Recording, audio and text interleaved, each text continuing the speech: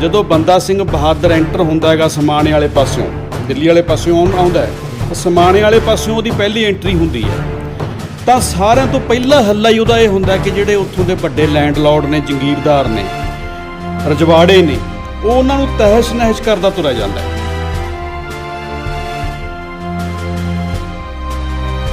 ਲੇਕਿਨ ਮਹਾਰਾਜਾ ਰਣਜੀਤ ਸਿੰਘ ਦੇ ਰਾਜ ਦੇ ਵਿੱਚ ਬਹੁਤ ਸਾਰੀਆਂ ਖੂਬੀਆਂ ਹੋ ਸਕਦੀਆਂ, ਬਹੁਤ ਸਾਰੇ ਚੰਗੇ ਕੰਮ ਹੋ ਸਕਦੇ ਨੇ। ਇੱਕ ਸੈਕੂਲਰ ਰਾਜ ਉਹਨੂੰ ਕਿਹਾ ਜਾਂਦਾ ਹੈ, ਪਰ ਉਹਦੇ ਵਿੱਚ ਇੱਕ ਕੰਮ ਜਿਹੜਾ ਹੈਗਾ ਉਹ ਸਿੱਖ ਲਹਿਰ ਦੇ, ਸਿੱਖ ਵਿਚਾਰਧਾਰਾ ਦੇ, ਸਿੱਖ ਕੰਟੈਂਟ ਦੇ ਉਲਟ ਹੋਇਆ। ਉਹ ਇਹ ਹੋਇਆ ਕਿ ਉਸ ਵੇਲੇ ਜਿਹੜੀ ਉਹ ਬੰਦਾ ਸਿੰਘ ਬਹਾਦਰ ਦੀ ਕੀਤੀ ਕਰਾਈ ਕੰਮ ਸੀਗਾ, ਜ਼ਮੀਨਾਂ ਵੰਡੀਆਂ ਹੋਈਆਂ, ਜ਼ਮੀਨਾਂ ਦੀ ਬਰਾਬਰਤਾ ਦਾ, ਉਹਨੂੰ ਤੋੜ ਕੇ ਦੁਬਾਰੇ ਫਿਰ ਜਿਹੜੇ ਵੱਡੇ ਲੈਂਡਲੌਰਡ ਨੇ ਉਹ ਬਣਾਏ।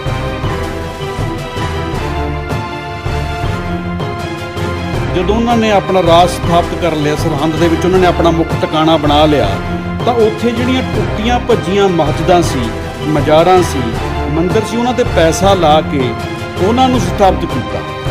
ਸੋ ਜਿਹੜਾ ਸੈਕੂਲਰਿਜ਼ਮ ਵਾਲਾ ਜਿਹੜਾ ਪੁਆਇੰਟ ਹੈਗਾ ਉਹ ਬੰਦਾ ਸਿੰਘ ਬਹਾਦਰ ਦੇ ਵਿੱਚ ਬਹੁਤ ਉਘੜਵੇਂ ਰੂਪ ਵਿੱਚ ਸਾਡੇ ਸਾਹਮਣੇ ਆਉਂਦਾ।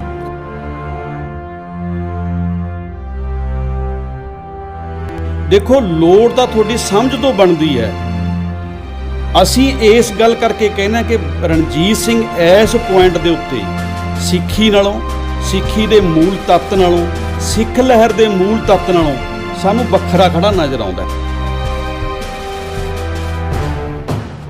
ਬੰਦਾ ਸਿੰਘ ਬਹਾਦਰ ਹੋਰੀ ਕੀ ਕਰਦੇ ਨੇ ਕਿ ਉਹ ਹਾਥੀ ਤੇ ਬਿਠਾ ਕੇ ਉਸ ਬੰਦੇ ਨੂੰ, ਹਾਥੀ ਲੈ ਕੇ ਆਉਂਦੇ ਨੇ, ਉਸ ਦਲਿਤ ਨੂੰ ਹਾਥੀ ਦੇ ਉੱਪਰ ਬਿਠਾ ਕੇ ਪਿੰਡ ਦੇ ਵਿੱਚ, ਇਲਾਕੇ ਦੇ ਵਿੱਚ ਗੇੜਾ ਦਵਾਉਂਦੇ ਆ ਔਰ ਨਾਲ ਜਾਂਦੇ ਆ, ਨਾਲ ਉਹਨਾਂ ਦੇ ਆਰਮੀ ਦੇ ਬੰਦੇ ਹੁੰਦੇ ਆ, ਇਸ ਗੱਲ ਦੇ ਲਈ ਕਿ ਦਲਿਤਾਂ ਦੀ ਜਿਹੜੀ ਸੱਤਾ ਉਹ ਬਣੇ ਔਰ ਉਹ ਉਹਨਾਂ ਤੋਂ, ਉੱਚ ਜਾਤੀਆਂ ਤੋਂ ਦਲਿਤਾਂ ਦੀ ਸੱਤਾ ਮਨਵਾਉਂਦੇ।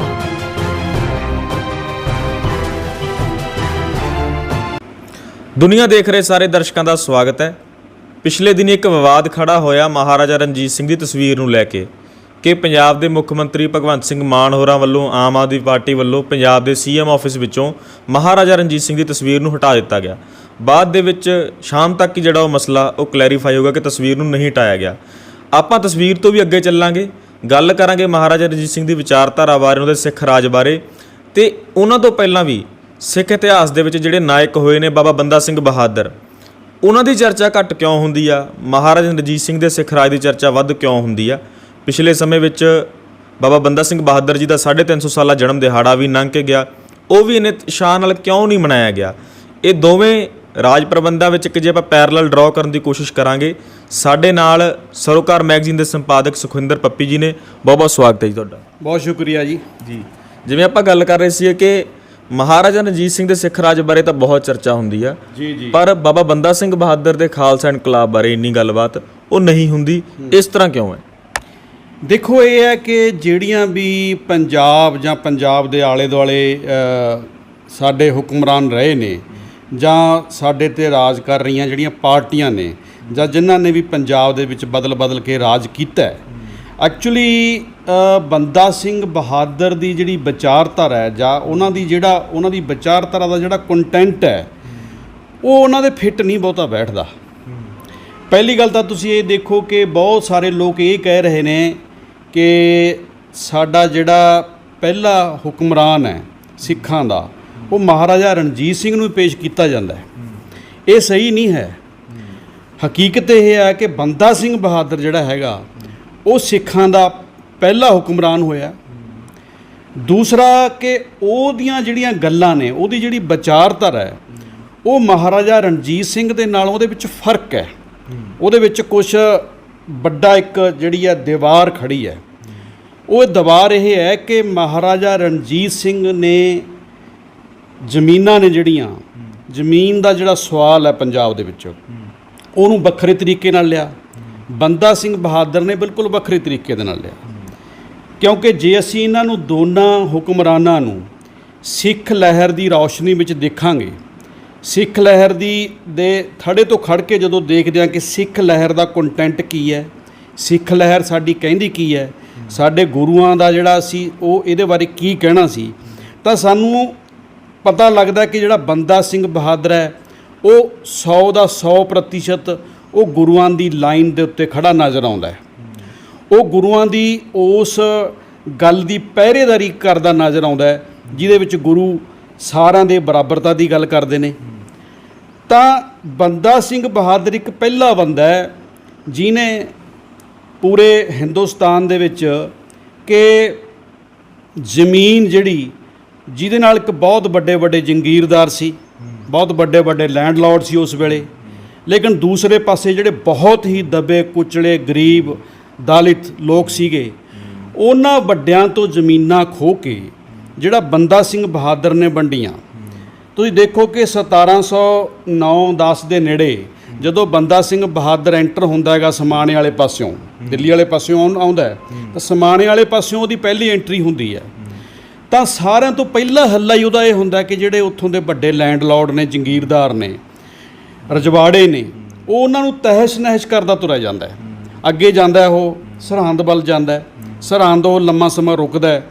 ਤਾਂ ਉਹਦੀ ਜਿਹੜੀ ਸਾਰੀ ਉਹ ਜਰਨੀ ਹੈ, ਸਾਰਾ ਜਿਹੜਾ ਉਹਦਾ ਸਫ਼ਰ ਹੈ, ਉਹ ਜੰਗੀਰਦਾਰੀ ਪ੍ਰਥਾ ਨੂੰ, ਵੱਡੇ ਲੈਂਡਲਾਰਡਾਂ ਨੂੰ ਭੰਨਣ ਦਾ, ਤੋੜਨ ਦਾ ਕੰਮ ਹੈ।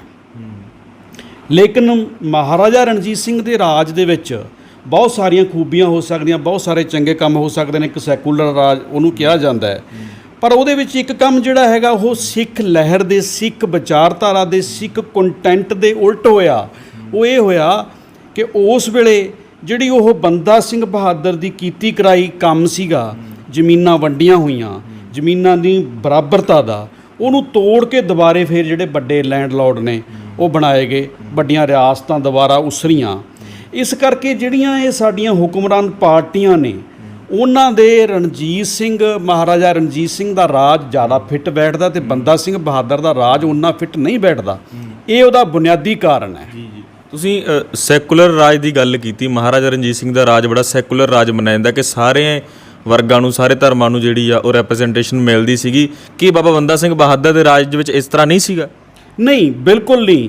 ਬੰਦਾ ਸਿੰਘ ਬਹਾਦਰ ਦੀ ਜਿਹੜੀ ਤੁਸੀਂ ਸਾਰੀ ਦੇਖਦੇ ਹੋ ਜਰਨੀ ਉਹਨਾਂ ਦੀ, ਉਹਦੇ ਵਿੱਚ ਵੀ ਸੈਕੂਲਰਿਜ਼ਮ ਜਿਹੜਾ ਪੂਰਾ ਪਿਆ। ਫਾਰ ਐਗਜ਼ਾਮਪਲ, ਬੰਦਾ ਸਿੰਘ ਬਹਾਦਰ ਦੀ ਜਿਹੜੀ ਆਰਮੀ ਸੀ ਉਹਦੇ ਵਿੱਚ 5000 ਬੰਦਾ ਮੁਸਲਮਾਨ ਸੀ, ਉਹਦੇ ਵਿੱਚ ਬਹੁਤ ਸਾਰੇ ਹਿੰਦੂ ਲੋਕ ਵੀ ਸੀ।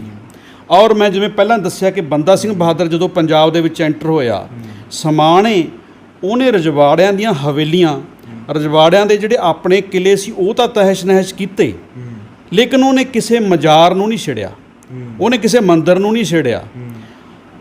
ਉਹ ਉਸ ਤੋਂ ਵੀ ਅੱਗੇ ਜਾ ਕੇ ਜਦੋਂ ਉਹਨਾਂ ਨੇ ਆਪਣਾ ਰਾਜ ਸਥਾਪਿਤ ਕਰ ਲਿਆ, ਸਰਹੰਦ ਦੇ ਵਿੱਚ ਉਹਨਾਂ ਨੇ ਆਪਣਾ ਮੁੱਖ ਟਿਕਾਣਾ ਬਣਾ ਲਿਆ, ਤਾਂ ਉੱਥੇ ਜਿਹੜੀਆਂ ਟੁੱਟੀਆਂ ਭੱਜੀਆਂ ਮਸਜਿਦਾਂ ਸੀ, ਮਜ਼ਾਰਾਂ ਸੀ, ਮੰਦਿਰ ਸੀ, ਉਹਨਾਂ 'ਤੇ ਪੈਸਾ ਲਾ ਕੇ ਉਹਨਾਂ ਨੂੰ ਸਥਾਪਿਤ ਕੀਤਾ। ਸੋ ਜਿਹੜਾ ਸੈਕੂਲਰਿਜ਼ਮ ਵਾਲਾ ਜਿਹੜਾ ਪੁਆਇੰਟ ਹੈਗਾ, ਉਹ ਬੰਦਾ ਸਿੰਘ ਬਹਾਦਰ ਦੇ ਵਿੱਚ ਬਹੁਤ ਉਗੜਵੇਂ ਰੂਪ 'ਚ ਸਾਡੇ ਸਾਹਮਣੇ ਆਉਂਦਾ ਹੈ।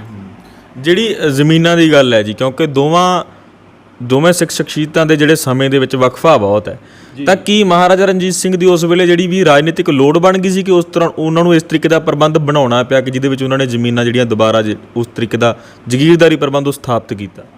ਹਾਂਜੀ, ਬਿਲਕੁਲ। ਦੇਖੋ, ਲੋੜ ਤਾਂ ਤੁਹਾਡੀ ਸਮਝ ਤੋਂ ਬਣਦੀ ਹੈ। ਅਸੀਂ ਇਸ ਗੱਲ ਕਰਕੇ ਕਹਿੰਦੇ ਕਿ ਰਣਜੀਤ ਸਿੰਘ ਇਸ ਪੁਆਇੰਟ ਦੇ ਉੱਤੇ ਸਿੱਖੀ ਨਾਲੋਂ, ਸਿੱਖੀ ਦੇ ਮੂਲ ਤੱਤ ਨਾਲੋਂ, ਸਿੱਖ ਲਹਿਰ ਦੇ ਮੂਲ ਤੱਤ ਨਾਲੋਂ ਸਾਨੂੰ ਵੱਖਰਾ ਖੜਾ ਨਜ਼ਰ ਆਉਂਦਾ ਹੈ। ਉਹਨੇ ਉੱਥੇ ਉਸ ਪੁਆਇੰਟ ਦੇ ਉੱਤੇ ਆ ਕੇ ਇੱਕ ਦੂਰੀ ਬਣਾ ਲਈ। ਉਹਨੇ ਮਤਲਬ ਜਿਹੜੀਆਂ ਉਹ ਵੱਡੇ ਵੱਡੇ ਲੈਂਡਲੌਰਡ ਬਣਾਏ, ਉਹਨਾਂ ਨੂੰ ਜ਼ਮੀਨਾਂ ਦਿੱਤੀਆਂ। ਉਹਦੇ ਨਾਲ ਜਿਹੜਾ ਸਾਡਾ ਮੇਨ ਕੰਟੈਂਟ ਹੈ ਉਹਦੇ ਉੱਤੇ ਸੱਟ ਵੱਜਦੀ ਹੈ। ਔਰ ਉਹ ਲੱਗਦਾ ਕਿ ਬੰਦਾ ਸਿੰਘ ਬਹਾਦਰ ਨਾਲੋਂ, ਸਾਡੇ ਸਿੱਖ ਗੁਰੂਆਂ ਨਾਲੋਂ, 10 ਗੁਰੂਆਂ ਦੇ ਨਾਲੋਂ ਉੱਥੇ ਰਣਜੀਤ ਸਿੰਘ ਜਿਹੜਾ ਹੈਗਾ ਉਹ ਥੋੜ੍ਹਾ ਪਾਸੇ ਚਲੇ ਗਏ। ਤੇ ਅੱਜ ਜੇਕਰ ਗੱਲ ਕਰੀਏ, ਆਪਾਂ ਅੱਜ ਦੇ ਸਮੇਂ ਦੀ ਗੱਲ ਕਰੀਏ, ਫਿਰ ਅੱਜ ਦੋਵਾਂ ਸ਼ਖਸੀਅਤਾਂ ਨੂੰ ਕਿਸ ਤਰੀਕੇ ਨਾਲ ਯਾਦ ਕੀਤਾ ਜਾਵੇ? ਤੇ ਬਾਬਾ ਬੰਦਾ ਸਿੰਘ ਬਹਾਦਰ ਜੀ ਆਪਾਂ ਗੱਲ ਕਰ ਲਈਏ, ਉਹਨਾਂ ਨੂੰ ਜਿਹੜਾ ਉਸ ਤਰੀਕੇ ਦੇ ਨਾਲ ਉਹ ਸਥਾਨ ਨਹੀਂ ਮਿਲਦਾ। ਉਹਨਾਂ ਦੀ ਜਿਵੇਂ ਰਣਜੀਤ ਸਿੰਘ ਦੀ ਫੋਟੋ ਦੀ ਚਰਚਾ ਆ ਜਾਂਦੀ ਹੈ, ਪਰ ਬਾਬਾ ਬੰਦਾ ਸਿੰਘ ਬਹਾਦਰ ਦੀ ਚਰਚਾ ਉਸ ਤਰੀਕੇ ਨਾਲ ਨਹੀਂ ਹੁੰਦੀ। ਫਿਰ ਅੱਜ ਕਿਸ ਤਰੀਕੇ ਨਾਲ ਉਹਨਾਂ ਨੂੰ ਯਾਦ ਉਹ ਕਰਨਾ ਚਾਹੀਦਾ? ਦੇਖੋ, ਕਿਸੇ ਵੀ ਜਦੋਂ ਬੰਦੇ ਨੂੰ ਅਸੀਂ ਯਾਦ ਕਰਦੇ ਹਾਂ ਤਾਂ ਮੈਨੂੰ ਇਹ ਲੱਗਦਾ ਹੈ ਕਿ ਉਸ ਬੰਦੇ ਨੇ ਆਪਣੀ ਜ਼ਿੰਦਗੀ ਦੇ ਵਿੱਚ ਕੀ ਕਿਹਾ, ਉਹਦੀ ਵਿਚਾਰਧਾਰਾ ਕੀ ਸੀ, ਉਹ ਕਰਨਾ ਕੀ ਚਾਹੁੰਦਾ ਸੀ, ਉਸ ਗੱਲ ਕਰਕੇ ਅਸੀਂ ਉਹਨੂੰ ਯਾਦ ਕਰਦੇ ਹਾਂ। ਜਿਵੇਂ ਆਪਾਂ ਹੁਣੀ ਦੇਖ ਕੇ ਹਟਿਆ, ਇਲੈਕਸ਼ਨਾਂ ਹੋਈਆਂ ਤਾਂ ਇਨਕਲਾਬ ਜਿੰਦਾਬਾਦ ਦੇ ਨਾਅਰੇ ਲੱਗ ਰਹੇ ਨੇ, ਭਗਤ ਸਿੰਘ ਨੂੰ ਯਾਦ ਕੀਤਾ ਜਾ ਰਿਹਾ ਹੈ, ਪੀਲੀ ਪਗੜੀ ਬੰਨ੍ਹੀ ਜਾ ਰਹੀ ਹੈ।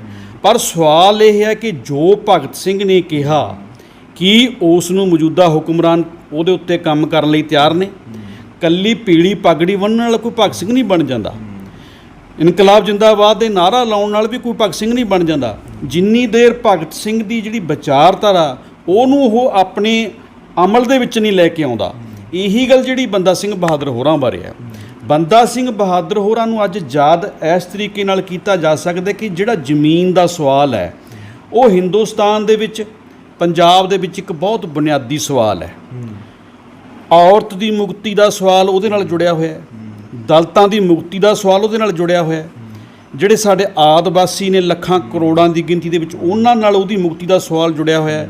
ਹਿੰਦੁਸਤਾਨ ਦੀ ਜਿਹੜੀ ਬਹੁ ਗਿਣਤੀ ਵੱਡੀ 50-60 ਕਰੋੜ ਦੀ ਜਨਤਾ ਹੈ, ਉਹ ਜ਼ਮੀਨੀ ਸਵਾਲ ਨੂੰ ਸੰਬੋਧਿਤ ਹੋਏ ਬਿਨਾਂ ਉਹਨਾਂ ਦੀ ਕਲਿਆਣ ਨਹੀਂ ਹੋ ਸਕਦਾ। ਇੱਕ ਸੱਚਾਈ ਹੈ। ਸੋ ਜਿਹੜਾ ਵੀ ਬੰਦਾ ਅੱਜ ਜ਼ਮੀਨੀ ਸਵਾਲ ਦੀ ਗੱਲ ਕਰੂਗਾ, ਜ਼ਮੀਨੀ ਸਵਾਲ ਨੂੰ ਉਠਾਊਗਾ, ਉਹ ਬੰਦਾ ਸਿੰਘ ਬਹਾਦਰ ਦਾ ਅਸਲ ਵਾਰਸ ਹੈ। ਉਹੀ ਬੰਦਾ ਸਿੰਘ ਬਹਾਦਰ ਦੀ ਜਿਹੜੀ ਉਸ ਨੂੰ ਯਾਦ ਕਰਨ ਦਾ ਇੱਕ ਸਾਰਿਆਂ ਤੋਂ ਬੈਸਟ ਤਰੀਕਾ ਹੈਗਾ। ਇੱਕ ਜੀ ਪੰਜਾਬ ਵਿੱਚ, ਪੂਰੇ ਭਾਰਤ ਦੇ ਵਿੱਚ ਜਾਤ ਪਾਤ ਬਹੁਤ ਵੱਡੀ ਸਮੱਸਿਆ। ਜੀ। ਬਾਬਾ ਬੰਦਾ ਸਿੰਘ ਬਹਾਦਰ ਵੀ ਇਸ ਇਸ਼ੂ ਨੂੰ, ਜਿਵੇਂ ਅਸੀਂ ਸੁਣਿਆ ਪੜ੍ਹਿਆ, ਕਿ ਉਹ ਐਡਰੈਸ ਹੋਏ ਸੀਗੇ, ਕਿਸ ਤਰੀਕੇ ਨਾਲ ਐਡਰੈਸ ਹੋਏ ਸੀਗੇ ਜਾਤ ਪਾਤ ਦੇ ਸਵਾਲ ਨੂੰ। ਤੇ ਮਹਾਰਾਜਾ ਰਣਜੀਤ ਸਿੰਘ ਦੇ ਰਾਜ ਪ੍ਰਬੰਧ ਵੀ ਆਪਾਂ ਗੱਲ ਕਰ ਲਾਂਗੇ ਕਿ ਉਹਨਾਂ ਦੇ ਰਾਜ ਪ੍ਰਬੰਧ ਵਿੱਚ ਦਲਿਤਾਂ ਦੀ ਕੀ ਪੋਜੀਸ਼ਨ ਸੀ। ਹਾਂ, ਪਹਿਲਾਂ ਆਪਾਂ ਬੰਦਾ ਸਿੰਘ ਬਹਾਦਰ ਹੋਰਾਂ ਦੇ ਰਾਜ ਭਾਗ ਦੀ ਗੱਲ ਕਰ ਲਈਏ ਕਿ ਉੱਥੇ ਦਲਿਤਾਂ ਦੀ ਪੋਜੀਸ਼ਨ ਕੀ ਸੀ। ਉਹਦੀਆਂ ਦੋ ਉਦਾਹਰਨਾਂ ਨੇ। ਪਹਿਲੀ ਇਹ ਹੈ ਕਿ ਜਿਹੜੀ ਉਹਨਾਂ ਦੀ ਫੌਜ ਸੀ, ਆਰਮੀ ਸੀ, ਉਹਦੇ ਵਿੱਚ ਉਹਨਾਂ ਨੇ ਦਲਿਤਾਂ ਨੂੰ ਵਿਸ਼ੇਸ਼ ਤੌਰ 'ਤੇ ਉੱਚੇ ਰੁਤਬਿਆਂ ਦੇ ਉੱਤੇ ਲਿਆ ਕੇ ਰੱਖਿਆ। ਦੂਸਰਾ, ਉਹਨਾਂ ਨੇ, ਜਿਵੇਂ ਮੈਂ ਪਹਿਲਾਂ ਦੱਸ ਕੇ ਹਟਿਆ ਕਿ ਜਿਹੜੀ ਜ਼ਮੀਨਾਂ ਦੀ ਵੰਡ ਕੀਤੀ, ਉਹਦੇ ਵਿੱਚ ਦਲਿਤਾਂ ਨੂੰ ਜ਼ਮੀਨਾਂ ਦਿੱਤੀਆਂ ਗਈਆਂ ਵੱਡੇ ਲੈਂਡਲਾਰਡਾਂ ਤੋਂ ਖੋਹ ਕੇ।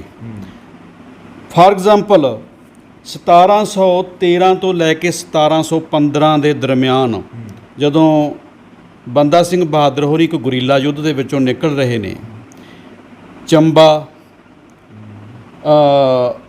ਹਿਮਾਚਲ ਦੇ ਜਿਹੜੇ ਕਲਾਨੌਰ, ਜਿਹੜਾ ਹੁਣ ਪੰਜਾਬ ਦੇ ਵਿੱਚ ਪੈਂਦਾ ਹੈ, ਤੇ ਨਾਨ, ਇਹ ਜਿਹੜੀਆਂ ਰਿਆਸਤਾਂ ਛੋਟੀਆਂ ਛੋਟੀਆਂ ਸੀ, ਇੱਥੋਂ ਉਹਨਾਂ ਨੇ ਜ਼ਮੀਨਾਂ ਖੋਹ ਕੇ ਦਲਿਤਾਂ ਦੇ ਵਿੱਚ ਵੰਡੀਆਂ। ਤੇ ਦੂਸਰਾ ਇਹ ਕਿ ਜਿਹੜੇ ਵੀ ਉਹਨਾਂ ਦੇ ਪਿੰਡ ਪੱਧਰ ਦੇ ਮੁਖੀਏ ਥਾਪੇ ਜਾਂਦੇ ਸੀ, ਇਲਾਕਾ ਪੱਧਰ ਦੇ ਮੁਖੀਏ ਥਾਪੇ ਜਾਂਦੇ ਸੀ, ਉਹਦੇ ਵਿੱਚ ਉਹਨਾਂ ਨੇ ਵਿਸ਼ੇਸ਼ ਤੌਰ 'ਤੇ ਦਲਿਤਾਂ ਨੂੰ ਹੋਰ ਰੁਤਬਾ ਦਿੱਤਾ ਕਿ ਇਹਨਾਂ ਨੂੰ ਮੁਖੀਏ ਬਣਾਉਣਾ ਹੈ। ਉਹਦਾ ਵਿਰੋਧ ਵੀ ਹੋਇਆ ਕਿ ਉੱਚ ਜਾਤੀਆਂ ਦੇ ਲੋਕਾਂ ਨੇ ਉਹਨਾਂ ਨੂੰ ਮੁਖੀਏ ਮੰਨਣ ਤੋਂ ਇਨਕਾਰ ਕਰਤਾ। ਬੰਦਾ ਸਿੰਘ ਬਹਾਦਰ ਹੋਰੀ ਕੀ ਕਰਦੇ ਨੇ ਕਿ ਉਹ ਹਾਥੀ 'ਤੇ ਬਿਠਾ ਕੇ ਉਸ ਬੰਦੇ ਨੂੰ, ਹਾਥੀ ਲੈ ਕੇ ਆਉਂਦੇ ਨੇ, ਉਸ ਦਲਿਤ ਨੂੰ ਹਾਥੀ ਦੇ ਉੱਪਰ ਬਿਠਾ ਕੇ ਪਿੰਡ ਦੇ ਵਿੱਚ, ਇਲਾਕੇ ਦੇ ਵਿੱਚ ਗੇੜਾ ਦਵਾਉਂਦੇ ਹੈ, ਔਰ ਨਾਲ ਜਾਂਦੇ ਹੈ, ਨਾਲ ਉਹਨਾਂ ਦੇ ਆਰਮੀ ਦੇ ਬੰਦੇ ਹੁੰਦੇ ਹੈ, ਇਸ ਗੱਲ ਦੇ ਲਈ ਕਿ ਦਲਿਤਾਂ ਦੀ ਜਿਹੜੀ ਸੱਤਾ ਉਹ ਬਣੇ, ਔਰ ਉਹ ਉਹਨਾਂ ਤੋਂ, ਉੱਚ ਜਾਤੀਆਂ ਤੋਂ ਦਲਿਤਾਂ ਦੀ ਸੱਤਾ ਮਨਵਾਉਂਦੇ ਨੇ। ਜਾਣੀ ਕਿ ਜਾਤ ਪਾਤ 'ਤੇ ਬਹੁਤ ਕਰਾਰੀ ਸੱਟ ਹੈ। ਇਸ ਤੋਂ ਵੱਡੀ ਕਰਾਰੀ ਸੱਟ ਹੋ ਨਹੀਂ ਸਕਦੀ, ਕਿਉਂਕਿ ਜਦੋਂ ਪਹਿਲਾ ਨੰਬਰ ਇੱਕ ਕਿ ਤੁਸੀਂ ਉਹਨਾਂ ਨੂੰ ਸੱਤਾ ਦੇ ਉੱਤੇ, ਸੱਤਾ ਦਾ ਭਾਗੀਦਾਰ ਬਣਾ ਕੇ, ਉਹਨਾਂ ਨੂੰ ਮੁਖੀਏ ਪਿੰਡ ਦੇ ਬਣਾ ਕੇ, ਇਲਾਕੇ ਦੇ ਮੁਖੀਏ ਬਣਾ ਕੇ ਆਪਣੇ ਹਾਥੀ ਦਾ ਦੇਖਾ, ਇਟ ਮੀਨ ਜੇ ਕਿ ਇਹ ਇੱਕ ਸੱਤਾ ਦੀ ਭਾਗੀਦਾਰੀ ਆ ਉਹਨਾਂ ਦੀ। ਦੂਸਰਾ ਕਿ ਆਰਥਿਕ ਤੌਰ 'ਤੇ ਜਿਹੜੇ ਉਹਨਾਂ ਲੈਂਡਲਾਰਡਾਂ ਦੀ ਆਰਥਿਕ ਤੌਰ 'ਤੇ, ਕਿਉਂਕਿ ਆਰਥਿਕ ਸਾਧਨ ਮੇਨ ਜ਼ਮੀਨ ਸੀ, ਉਹ ਖੋਹ ਕੇ ਉਹਨਾਂ ਤੋਂ ਤੁਸੀਂ ਦਲਿਤਾਂ ਨੂੰ ਦੇਤੀ, ਤਾਂ ਦੋ ਵੱਡੀਆਂ ਚੀਜ਼ਾਂ ਨੇ ਜਿਹੜੀਆਂ, ਉਹਨਾਂ ਦਾ ਸਮਾਜਿਕ ਰੁਤਬਾ, ਉਹਨਾਂ ਦਾ ਆਰਥਿਕ ਰੁਤਬਾ, ਜਿਹੜਾ ਬੰਦਾ ਸਿੰਘ ਬਹਾਦਰ ਦੇ ਟਾਈਮ ਦੇ ਵਿੱਚ ਉਹ ਬਹੁਤ ਉੱਪਰ ਹੋਇਆ। ਦਲਿਤਾਂ ਦਾ ਸਤਿਕਾਰ ਆ ਜਿਹੜਾ ਬਹੁਤ ਵਧਿਆ। ਹੁਣ ਅਸੀਂ ਅੱਗੇ ਆ ਜਾਂਦੇ ਹਾਂ, ਮਹਾਰਾਜਾ ਰਣਜੀਤ ਸਿੰਘ ਦੇ ਪੀੜ 'ਚ ਆ ਜਾਂਦੇ ਹਾਂ। ਪਹਿਲੀ ਗੱਲ ਤਾਂ ਇਹ ਸੀ ਕਿ ਉਹਨਾਂ ਦੇ ਜਿਹੜੀ ਜਿਹਨੂੰ ਅਸੀਂ ਕੈਬਨਿਟ ਕਹਿ ਲਈਏ, ਉਸ ਵੇਲੇ ਉਹ ਕੈਬਨਿਟ ਤਾਂ ਨਹੀਂ ਸੀ ਉਹਨੂੰ ਕਿਹਾ ਜਾਂਦਾ, ਜਿਹੜਾ ਵੀ ਉਹਨਾਂ ਦੇ ਰਾਜ ਭਾਗ ਦੇ ਉੱਪਰਲੇ ਮੁਖੀ ਸੀ, ਉਹਦੇ ਵਿੱਚ ਬਹੁਤੇ ਵਿਦੇਸ਼ੀ ਸੀ। ਫਰਾਂਸ ਦੇ ਬੰਦੇ ਸੀ, ਇੰਗਲੈਂਡ ਦੇ ਬੰਦੇ ਸੀਗੇ,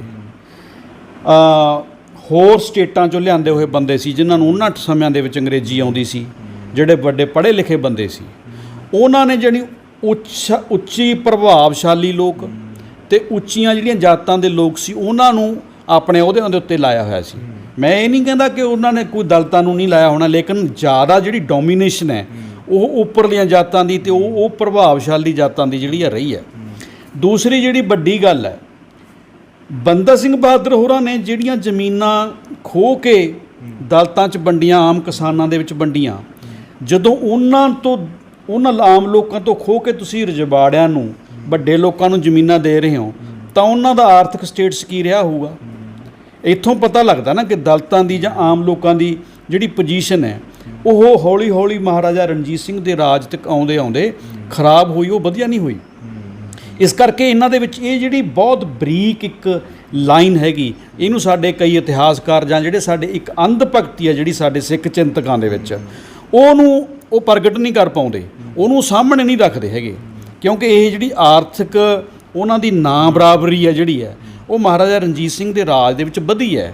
ਮੈਂ ਸਮਝਦਾ ਇਹਦੇ ਉੱਤੇ ਗੱਲ ਹੋਣੀ ਚਾਹੀਦੀ ਹੈ, ਇਹਦਾ ਉਹਨਾਂ ਨੂੰ ਜਵਾਬ ਦੇਣਾ ਚਾਹੀਦਾ ਹੈਗਾ। ਇਹ ਸਾਡੇ ਜਿਹੜੇ ਇਤਿਹਾਸਕਾਰਾਂ ਨੇ ਇਹ ਗੱਲਾਂ ਲਿਖੀਆਂ ਨੇ, ਕੋਈ ਮੈਂ ਆਪਣੇ ਕੋਲੋਂ ਨਹੀਂ ਕਹਿ ਰਿਹਾ। ਡਾਕਟਰ ਸੁਖਦਿਆਲ ਸਿੰਘ ਦੀ ਕਿਤਾਬ ਹੈ, ਹੋਰ ਬਹੁਤ ਸਾਰੀਆਂ ਲੋਕਾਂ ਦੀਆਂ ਕਿਤਾਬਾਂ ਨੇ, ਉਹਨਾਂ ਦੇ ਵਿੱਚ ਲਿਖਿਆ ਹੋਇਆ ਕਿ ਇਸ ਤਰੀਕੇ ਨਾਲ ਹੋਇਆ। ਇਹਦੇ ਉੱਤੇ ਮੇਰੇ ਹਿਸਾਬ ਨਾਲ ਗੱਲ ਹੋਣੀ ਚਾਹੀਦੀ ਹੈ। ਜੀ ਜੀ ਬਿਲਕੁਲ। ਸੋ ਅਖੀਰ ਦੇ ਵਿੱਚ ਜਾਂਦੇ ਜਾਂਦੇ ਜੇਕਰ ਆਪਾਂ ਗੱਲ ਕਰਨੀ ਹੋਵੇ ਅੱਜ ਦੇ ਸਮੇਂ ਦੀ, ਬਾਬਾ ਬੰਦਾ ਸਿੰਘ ਬਹਾਦਰ ਦੇ ਅਸਲੀ ਵਾਰਸ ਕਹਾਉਣ ਦੇ ਹੱਕਦਾਰ ਕੌਣ ਨੇ? ਦੇਖੋ, ਮੈਂ ਜਿਸ ਤਰ੍ਹਾਂ ਸੋਚ ਰਿਹਾ ਕਿ ਬੰਦਾ ਸਿੰਘ ਬਹਾਦਰ ਹੋਰਾਂ ਨੇ ਜਿਹੜਾ ਇੱਕ ਜ਼ਮੀਨ ਦਾ ਇਸ਼ੂ ਹੈ ਉਹਨੂੰ ਮੁੱਖ ਤੌਰ ਦੇ ਉੱਤੇ ਲਿਆ ਹਿੰਦੁਸਤਾਨ ਦੇ ਵਿੱਚ। ਪਹਿਲੇ ਮੈਨੂੰ ਇਹ ਲੱਗਦਾ ਹੁੰਦਾ ਕਿ ਪਹਿਲੀ ਜਿਹੜੀ ਜ਼ਮੀਨੀ ਸੁਧਾਰਾਂ ਦੀ ਕੋਈ ਵੱਡੀ ਲਹਿਰ ਹੈ, ਵੱਡੀ ਮੂਵਮੈਂਟ ਹੈ, ਉਹ ਬੰਦਾ ਸਿੰਘ ਬਹਾਦਰ ਨੇ ਚਲਾਈ। ਕਿਉਂਕਿ ਜਿੰਨੀ ਦੇਰ ਤੁਸੀਂ ਆਰਥਿਕ ਜਿਹੜੇ ਸਾਧਨ ਨੇ ਉਹਨਾਂ ਨੂੰ ਗਰੀਬਾਂ ਦੇ ਵਿੱਚ, ਦਲਿਤਾਂ ਦੇ ਵਿੱਚ, ਆਮ ਲੋਕਾਂ ਦੇ ਵਿੱਚ ਨਹੀਂ ਵੰਡਦੇ, ਉਹਨਾਂ ਦੀ ਉੱਥੇ ਆਰਥਿਕ ਸਾਧਨਾਂ ਦੇ ਉੱਤੇ ਉਹਨਾਂ ਦੀ ਜਿਹੜੀ ਆ ਬਰਾਬਰੀ ਨਹੀਂ ਹੁੰਦੀ, ਤਾਂ ਉਸ ਤੋਂ ਬਿਨਾਂ ਨਾ ਬਰਾਬਰੀ ਵਾਲਾ ਮਾਹੌਲ ਤਾਂ ਫਿਰ ਰਹਿਣਾ ਹੀ ਰਹਿਣਾ ਹੈ। ਤਾਂ ਅੱਜ ਜਿਹੜਾ ਵੀ ਬੰਦਾ, ਜਿਹੜੀ ਕੋਈ ਸ਼ਖਸੀਅਤ, ਜਿਹੜਾ ਕੋਈ ਚਿੰਤਕ, ਜਿਹੜੀ ਕੋਈ ਲਹਿਰ, ਜਿਹੜੀ ਕੋਈ ਪਾਰਟੀ, ਜਿਹੜੀ ਕੋਈ ਜਥੇਬੰਦੀ ਜ਼ਮੀਨ ਦੇ ਇਸ਼ੂ ਨੂੰ ਲੈ ਕੇ ਹਿੰਦੁਸਤਾਨ ਦੇ ਵਿੱਚ ਗੱਲ ਕਰੂਗੀ, ਮੈਨੂੰ ਲੱਗਦਾ ਕਿ ਬੰਦਾ ਸਿੰਘ ਬਹਾਦਰ ਦੀ ਅਸਲ ਵਾਰਸ ਉਹ ਹੈ। ਅੱਜ ਤੁਸੀਂ ਦੇਖੋ ਕਿ ਸਾਡੇ ਕਰੋੜਾਂ ਦੇ ਲੋਕ ਜਿਹੜੇ ਦਲਿਤ ਨੇ, ਜਿਹੜੇ ਆਦਿਵਾਸੀ ਨੇ, ਉਹਨਾਂ ਦੀਆਂ ਜ਼ਮੀਨਾਂ ਨੇ ਜਿਹੜੀਆਂ ਉਹ ਵੱਡਾ ਕਾਰਪੋਰੇਟ ਉਹਨਾਂ ਤੋਂ ਖੋਹ ਰਿਹਾ, ਉਹਨਾਂ ਤੋਂ ਧੱਕੇ ਨਾਲ ਉਹਨਾਂ ਨੂੰ ਉਠਾਇਆ ਜਾ ਰਿਹਾ, ਉਜਾੜਿਆ ਜਾ ਰਿਹਾ। 5-6 ਕਰੋੜ ਆਦਿਵਾਸੀ ਨੇ ਜਿਹੜੇ ਪਿਛਲੇ 20 ਸਾਲਾਂ ਦੇ ਵਿੱਚ ਆਪਣੀਆਂ ਜ਼ਮੀਨਾਂ ਤੋਂ ਉਠਾ ਕੇ ਉਹਨਾਂ ਦਾ ਜੰਗਲ, ਉਹਨਾਂ ਦੀ ਜ਼ਮੀਨ, ਉਹ ਤੁਸੀਂ ਖੋਹ ਕੇ ਵੱਡੇ ਕਾਰਪੋਰੇਟ ਨੂੰ ਦੇਤੀਆਂ। ਅੱਜ ਜਿਹੜਾ ਉਸ ਦੀ ਖਿਲਾਫਤ ਕਰੂਗਾ ਜਾਂ ਉਸ ਗੱਲ ਕਰੂਗਾ ਔਰ ਉਹਨਾਂ ਦੀ ਬਰਾਬਰੀ ਦੀ ਗੱਲ ਕਰੂਗਾ ਔਰ ਉਹਨਾਂ ਦੇ ਜਿਹੜੇ ਜੰਗਲ ਜ਼ਮੀਨ ਦੀ ਸਾਧਨਾਂ ਦੀ ਗੱਲ ਕਰੂਗਾ, ਮੈਨੂੰ ਲੱਗਦਾ ਕਿ ਬੰਦਾ ਸਿੰਘ ਬਹਾਦਰ ਦਾ, ਸਿੱਖੀ ਦਾ, ਸਿੱਖ ਲਹਿਰ ਦਾ ਅਸਲੀ ਵਾਰਸ ਉਹ ਹੈ। ਜੀ ਬਹੁਤ ਬਹੁਤ ਧੰਨਵਾਦ ਜੀ, ਸਮਾਂ ਦੇਣ ਲਈ। ਬਹੁਤ ਵਧੀਆ ਵਿਚਾਰ ਚਰਚਾ ਹੋਈ। ਸੋ ਸਾਡੀ ਅੱਜ ਦੀ ਵਿਚਾਰ ਚਰਚਾ ਦਾ ਮਕਸਦ ਕਿਸੇ ਨੂੰ ਨੀਵਾਂ ਦਿਖਾਉਣਾ ਨਹੀਂ ਹੈ, ਸਿਰਫ ਇਸ ਗੱਲ ਤੇ ਇੱਕ ਬਹਿਸ ਸ਼ੁਰੂ ਕਰਨਾ ਹੈ ਕਿ ਤਸਵੀਰਾਂ ਤੋਂ ਗਾਂਹ ਚੱਲ ਕੇ ਆਪਾਂ ਉਹਨਾਂ ਸ਼ਖਸੀਅਤਾਂ ਦੀ, ਸਾਡੇ ਨਾਇਕਾਂ ਦੀ ਵਿਚਾਰਧਾਰਾ ਨੂੰ ਸਮਝੀਏ। ਸੋ ਅਸੀਂ ਇਹੀ ਉਮੀਦ ਕਰਦੇ ਹਾਂ ਕਿ ਤੁਸੀਂ ਵੀ ਆਪਦੇ ਵਿਚਾਰ ਉਹ ਕਮੈਂਟ ਬਾਕਸ ਵਿੱਚ ਜ਼ਰੂਰ ਦੱਸੋਗੇ ਕਿ ਤੁਹਾਨੂੰ ਇਹ ਗੱਲਬਾਤ ਅੱਜ ਦੀ ਕਿਸ ਤਰੀਕੇ ਨਾਲ ਲੱਗੀ। ਹੋਰ ਵੀ ਚਰਚਾਵਾਂ ਨਾਲ ਤੁਹਾਨੂੰ ਜੋੜਦੇ ਰਹਾਂਗੇ। ਦੇਖਦੇ ਰਹੋ ਦੁਨੀਆ।